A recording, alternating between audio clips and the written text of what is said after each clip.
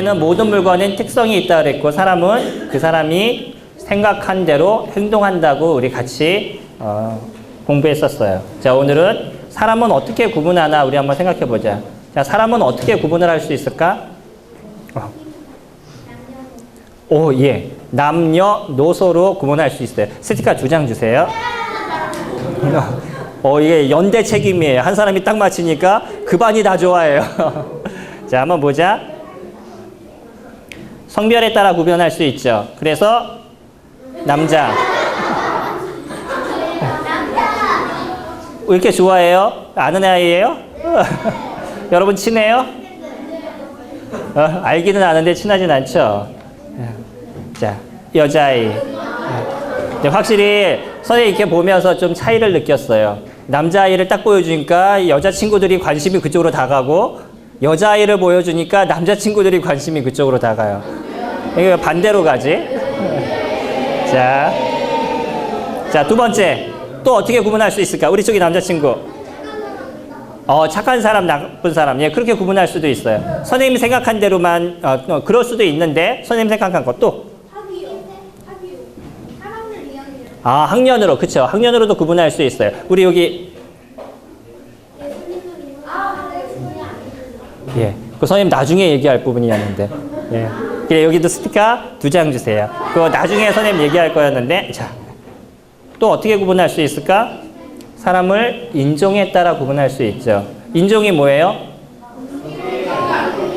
예. 백인, 황인, 흑인 이렇게 구분할 수 있죠. 예. 자, 근데 이렇게 한번 다 봐요. 백인종도 그렇고 황인종도 그렇고 흑인종도 그렇고 다 예쁘죠. 얼굴색이 틀릴 뿐이지 다 사람이에요. 그러나 얼굴색이 좀 다를 뿐이죠. 자, 우리 또 어떻게 구분할 수 있을까? 또 한 가지는 나이별로 구분할 수도 있고요. 그리고 잠시만요. 나라에 따라 구분할 수 있죠. 이번에는 여러분들이 많은 이야기가 나올 것 같아서 그냥 선생님 넘어갔어요. 자, 나라에 따라 구분할 수 있죠. 어느 나라? 미국, 한국, 예, 에티오피아. 그래서 사람을 나누는 데 있어서 여러 가지 방법이 있어요. 아까 어떤 친구가 얘기했던 것처럼 나이대로 나눌 수도 있는 것이고, 그리고 착한 사람과 나쁜 사람으로 나눌 수도 있고, 여러 방법이 있는데, 우리가 조금 크게 이렇게 생각했었을 때는 맨 처음에 남자와 여자로 나눌 수 있고, 그 다음에 인종에 따라 나눌 수 있고, 조금 더 작게 나라에 따라 나눌 수 있죠. 언어에 따라도 나눌 수 있죠. 그쵸? 자, 하나님은 근데 어떻게 구분하신다고요? 아까 저기 친구가 대답했죠. 뭐라 그랬죠? 하나님은 사람을 어떻게 구분하신다? 그쵸? 하나님의 자녀와 사단의 자녀로 구분하고 있어요. 자, 에베소서 1장 5절 우리 한번 읽어보자. 자, 하나님께서 뭐라 그랬어요? 예수 그리스도로 말미암아 자기의 아들들이 되게 하셨으니 하나님의 자녀가 됐다고 얘기를 하고 있죠. 그렇죠? 자, 그래서 하나님의 자녀가 있고요. 그 불순종의 자녀들 가운데서 역사하는 영이라고 그랬죠. 누구죠? 불순종의 자녀들 가운데 역사하는 영이 누구예요? 사단이죠. 그래서 사단의 자녀였다고 얘기를 하고 있어요. 자, 그래서 이 세상에서는 하나님께서 나누는데 두 부류의 사람이 있습니다. 한 사람은 예수님을 믿은 사람들, 한 사람은 예수님을 믿지 않은 하나님의 자녀와 사단의 자녀로 구분이 되죠. 자, 볼까요? 하나님의 자녀는 누구였다고요? 예수님을 믿는 사람이고요. 사단의 자녀는 예수님을 믿지 않는 자예요. 또 어떤 차이가 있을까? 하나님의 자녀와 사단의 자녀가. 우리 그냥 한번 얘기해보자. 뭐가 또 있을까? 차이가 뭐가 있을까? 그냥 얘기해보자 한번. 예, 천국에 갈 수 있고요. 또 지옥에 갈 수 있고요. 또 구원을 받은 친구, 구원을 받지 않는 친구. 또 예, 그래요. 자, 그리고요. 하나님의 자녀는 누구의 말씀을 따라 살아요? 예, 예수님의 말씀을 따라 사는 어린이에요. 사단의 자녀는요? 사단의 이야기를 따라 사는 어린이예요. 자, 여러분, 나는 하나님의 말씀을 따라 사는, 예수님의 말씀을 따라 사는 어린이입니다 라고 생각하는 친구 손 들어봐요. 됐어요. 나는 그러면 사단의 이야기를 따라 사는 어린이입니다 라고 생각하는 친구 손 들어봐요. 아무도 없네. 그럼 여기에는 다 하나님의 자녀들인가요? 네. 자, 근데 우리 사단의 이야기를 따라 산다 그러면 좀 마음에 기분이 나빠요, 안 나빠요? 좀 나쁘죠. 근데 사단의 이야기를 따른다는 건 뭐냐면 내 마음대로 살기를 원한다는 거예요. 내가 하나님이기를 원한다는 거예요. 그래서 내가 하나님이 없어도 하나님 말씀을 따라 살지 않아도 내가 원하는 대로 살고 싶다라고 사단은 우리에게 자꾸 생각에다 얘기를 해줘요. 그러면 나는 나를 위해서 사는 것 같지만 결국은 누구를 위해서 사는 거냐면 사단을 위해서 살아가고 있는 거예요. 사단은 우리를 자꾸 속여서 자기만을 위해서 살게 만들고 자기만을 위해서 돈을 벌게 만들고 자기만을 위해서 자기가 필요한 것만 갖기를 원하고 남의 이익에 대해서는 아무 신경 안 쓰고 내 것만을 취하기를 원하고 그런 마음을 자꾸 갖게 해서 우리를 어디로 향하게 만드냐면 지옥으로 향하게 만들어요. 여러분들 TV 광고 보면 이 세상의 중심이 누구입니다. 뭐 이런 TV 본 적 있어요? 광고? 이 세상의 중심이 누구죠? 네, TV 광고 보면요. 선생님이 예전에 나왔던 광고 중에 그런 광고가 있어요. 이 세상의 중심은 당신입니다. 라고 얘기를 해요. TV는 자꾸 우리한테 뭐라고 얘기하냐면 내가 이 세상의 중심이라고 자꾸 가르쳐줘요. 하나님은 하나님이 중심이라고 말씀하시는데 세상 사람들은요. 우리들이 중심이라고 자꾸 얘기를 해줘요. 그럼 누가 얘기하는 거예요? 사단이 우리로 하여금 하나님을 자꾸 떠나게 살게 하나님이 없어도 되게 만드는 그렇게 자꾸 하고 있는 거예요. 우리 사도행전 9장 1절 2절 같이 한번 보겠습니다. 사울이 아직도 어때요? 여전히 위협과 살기가 등등하다고 그랬어요. 그래서 누구를 잡으러 가고 있어요? 예수님을 믿는 사람을 잡으러 가기 위해서 어디로 가는 중이에요? 다메섹으로 지금 향해서 가고 있는 중이에요. 사울은 지금도 방망이를 하나 딱 들고 어떻게 하면 예수님을 믿는 사람을 잡으러 갈까? 그 마음에 그 생각만 갖고 있었어요. 자, 사울은 지금 무슨 생각을 하고 있다고요? 예수님의 믿는 사람을 잡아 감옥에 넣을 생각을 갖고 있다고 그랬죠. 자, 옛날에 사울이 있을 때만 그때만 예수님을 믿는 사람을 잡아서 감옥에 넣는 그런 시대는 아니었었어요. 지금도 그런 시대예요. 선생님이 터키를 갔다 왔는데 거기에 터키 인구 중에 95%가 이슬람 사람들이에요. 무슬림이라고 얘기하는 알라를 섬기는 그런 사람들이에요. 공식적으로 한 95% 얘기하는데 정확하게 얘기하면 거의 99.5%가 무슬림들이에요. 거기에는 기독교인들이 살기가 어렵습니다. 거기에는요, 예수님을 믿는 사람들이 어떤 순간에 죽음을 당할지 아무도 알 수 없어요. 지금 이 순간에도 그래요.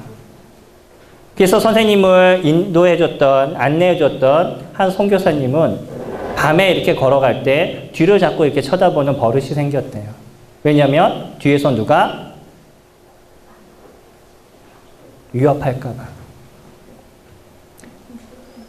2, 3년 전에도 한 독일 선교사가 거기서 선교하시다가 순교를 당하셨어요. 아주 잔인하게. 뉴스에 크게 나왔어요.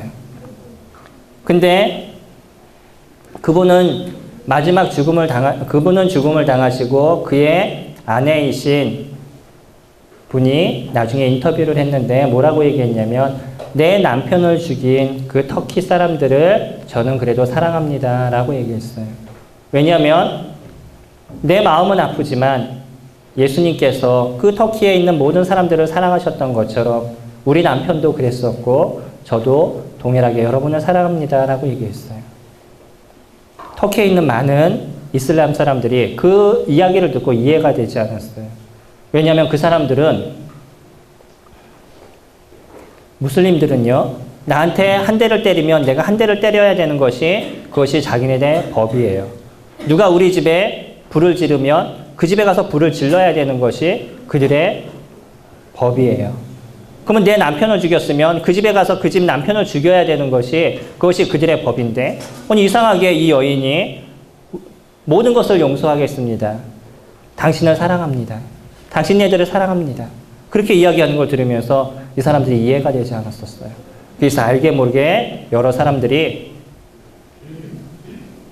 기독교인들에게 와서 당신네들이 믿고 있는 예수님은 도대체 누굽니까? 라고 물어보고요. 여러 사람들이 예수님을 영접했다고 그런 이야기가 있어요. 이곳은 어디냐면 마게도니아라는 지역이에요.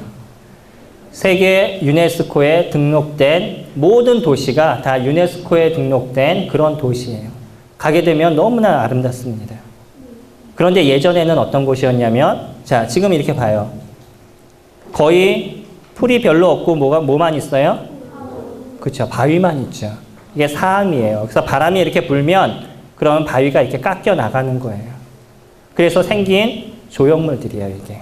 바람이 불면서 깎여 나간 거예요. 예전에는 거의 이렇게 돌로 되어 있으니까 물도 없고요. 사람이 살 수가 없는 그런 동네였었어요. 지금이야 차를 타고 사람들이 다닐 수 있고, 물도 사방에, 딴 데에서 이렇게 끌어올릴 수 있고, 그럴 수 있으니까 사람들이 가서 살고 있는데, 또 그리고 많은 관광객들이 지금 이곳으로 오기 때문에 사람들이 지금 가서 살고 있지만, 예전엔 그런 곳이 못 됐었어요. 자. 예뻐요, 안 예뻐요? 별로 모르겠어요? 이게 낙타바위예요. 자연스럽게 생긴 겁니다. 사람이 깎아서 만든 게 아니라 바람에 의해서 자연스럽게 생긴 거예요. 선생님 손 위에도 한번 이렇게 올려놔 봤어요.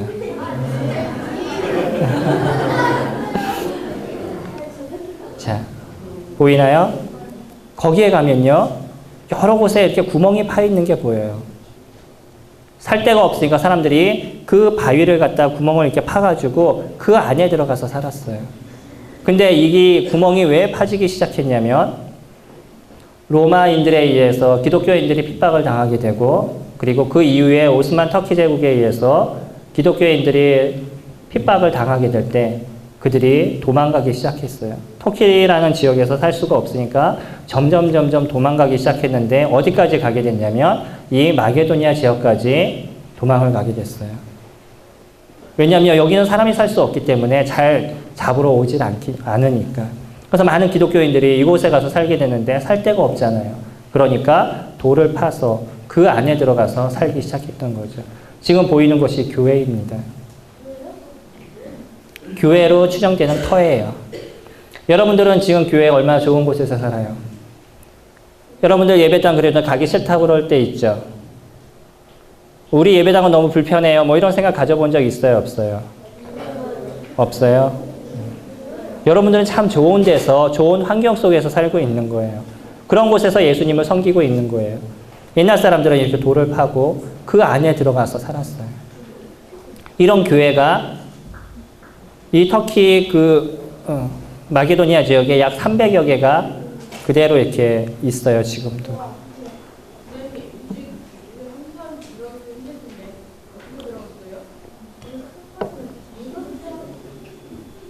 질문은 나중에.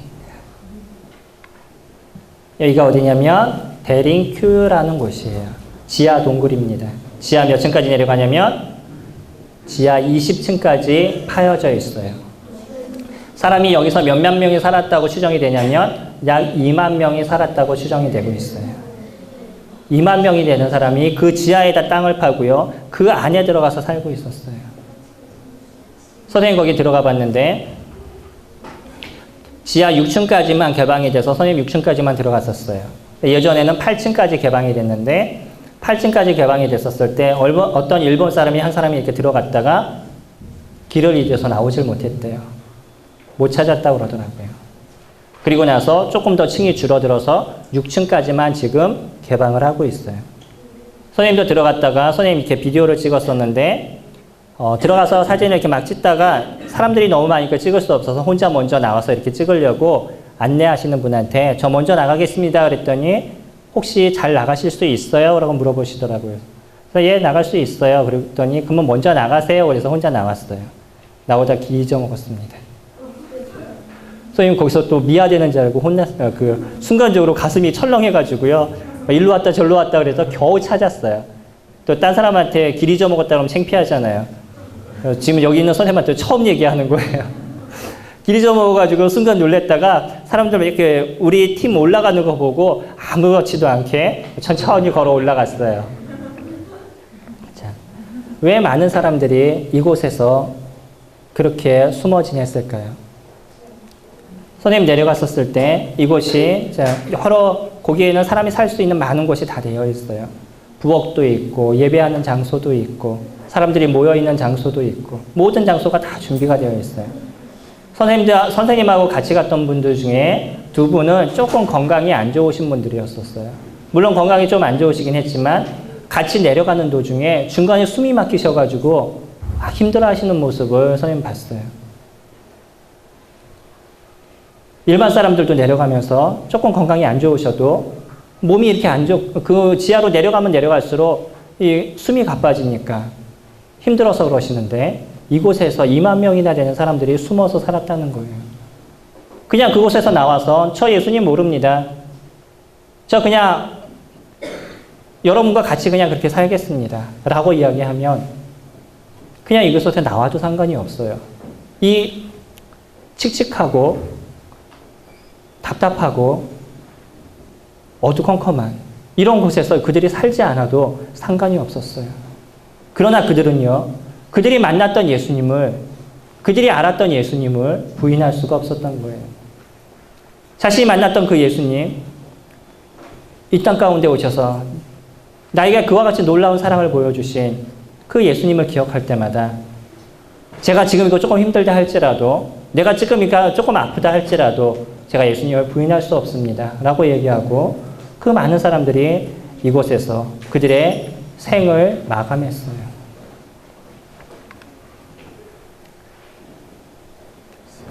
사울이 그랬던 것처럼 예수님을 믿는 사람을 잡으러 갔는데 그때 예수님을 믿었던 사람들은 그냥 예수님 저 모릅니다 라고 얘기하면 상관이 없지만 그럼에도 불구하고 그들은요 예수님을 부인하지 않고 감옥으로 향했어요. 그 이후에 있었던 많은 사람은요 어떤 사람들은 잡혀서 사자의 밥이 된 사람들도 있어요. 어떤 사람은 십자가에 못 박혀 죽은 사람들도 있어요. 그러나 그들이 예수님을 부인하지 않고 예수님은 나의 구주이십니다. 그렇게 그들의 고백을 이루고 마지막 목숨을 다했던 그런 많은 그리스도인들이 있어요. 그들이 누구이기 때문에 그래요? 하나님의 자녀이기 때문에 그래요. 사울은 여전히 득이해서 예수님을 믿는 사람을 잡으려고 다메섹으로 향하고 있어요. 종교 지도자에게 가서 됐어요. 사울이 이렇게 바뀔 수 있었던 이유가 무엇이라고요? 예전에 누구의 자녀였어요? 사단의 자녀였어요. 지금은요? 예수님의 자녀로 변했어요. 예수님께서 사울에게 나타나셨을 때 그렇게 이야기하셨죠. 사울아 사울아 내가 어찌하여 나를 핍박하느냐 박해하느냐 그렇게 얘기하셨어요. 사울이 예수님을 직접적으로 박해한 적이 있을까요? 없을까요? 사울이 예수님을 만난 적이 그 전에 있었어요? 없었어요? 없었어요. 근데 왜 예수님은 나를 박해한다고 그러셨죠? 그렇죠. 예수님 믿는 사람을 사울이 핍박하고 박해했기 때문에 그래요. 자, 여러분들이 옆에서 있는 가난한 친구들, 아니면은 못생긴 친구들, 아니면 조금 말 못하는 친구들, 이런 친구들 놀리고 막 이러면 예수님께서 뭐라 그러신다고요? 예수님이 뭐라 그러신다고? 왜 나에게 그러냐? 예수님은 그렇게 얘기하신다는 거예요. 여러분들이 예수님한테 직접적으로 잘못을 안 해도 여러분들이 여러분 옆에 있는 친구들한테 약 올리고 막 미워하고 왕따시키고 막 이러면 예수님은요 나중에 뭐라고 얘기하시냐면 왜 너희가 나를 왕따시켰니? 이렇게 얘기하신단 말이에요. 예수님의 자녀는 어떻게 살아야 돼요? 반에 왕따가 있으면 같이 왕따시켜야 돼요? 반에 어려운 친구 있으면 같이 모른 척하고 그래야 돼요? 그러면 여러분 어떻게 해야 돼요? 하나님의 자녀는 어떻게 해야 돼요? 그를 도와줘야 되겠죠. 그것이 하나님의 자녀가 살아가는 모습인 거죠. 예전에는요. 자기가 원하는 대로만 살았어요. 자기가 좋은 대로만 살았어요. 지금은요. 많은 사람들을 위해서 살아가는 사울의 모습을 갖고 있어요. 여러분도요. 여러분들이 만약에 사단의 자녀라면 여러분 마음대로 살아가도 누가 뭐라고 얘기하지 않아요. 여러분들이 어떻게 살던 그것에 대해서 이야기하지 않아요. 그러나 여러분들이 예수님의 자녀라면 예수님의 자녀답게 살아가야 되는 것이에요. 내 마음 가운데 조금 힘들어도 내가 조금 어려워도 그래도 예수님이 나에게 보이신 사랑, 예수님이 나를 위해서 죽으신 그 사랑이 우리 안에 있기 때문에 우리도 동일하게 예수님과 같이 살아가는, 예수님의 마음과 같이 살아가는 그런 어린이들이 되어야 돼요. 그러지 않나요? 그러지 않나요?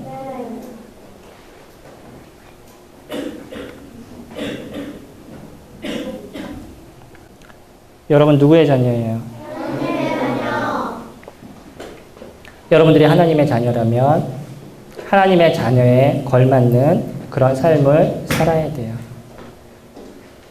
여러분들이 만약에 왕의 자녀면서 거지처럼 가서 휴지통 뒤지고 그러면 되겠어요? 안 되겠어요?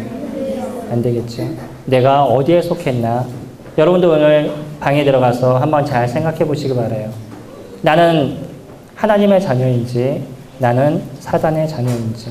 그래서 만약에 아직 내가 사단의 자녀다라고 생각이 되는 그런 친구가 있다 그러면 난 아직 예수님을 믿지 못했습니다 라고 생각되는 친구가 있으면 오늘 선생님과 방에 있는 선생님들과 상담하시기 바라요.